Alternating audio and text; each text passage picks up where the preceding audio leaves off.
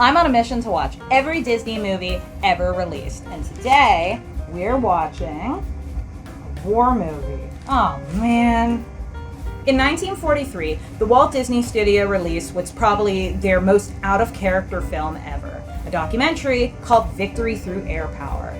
Part live action, part animation, it tells the story of the history of planes, from the Wright brothers all the way to dogfighters and how they were used in World War II. Yes, you heard me right. This is a serious documentary about planes that drop bombs on people, made by the same studio that brought us When You Wish Upon a Star.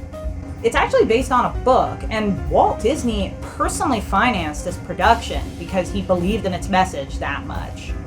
In the end, it turned out to be quite a rush job, but I guess it's a patriotic rush job. There's not as much animation here as usual, and where it is, it's pretty short. It's only really used just to show how machines work or historical events that they couldn't actually film, obviously. Everything else is just static images or live action. You can really tell that they were on a budget here. But of course, they had to get this out quickly. How else were they going to get their propaganda piece out to audiences before the war was over? Who cares if it's entertaining? Who cares if it's engaging? We have to let everyone know that we're going to be the heroes right now.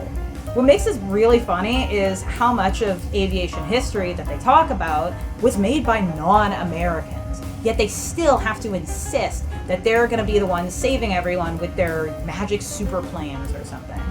The whole last act of this movie is them just drawing diagrams illustrating how America is going to swoop in, beat up all the Nazis single-handed, and save everyone. And I can't decide which is worse.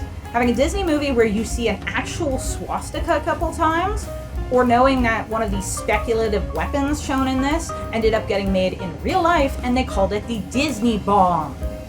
This is the furthest you can get from Disney magic without actually leaving Disney.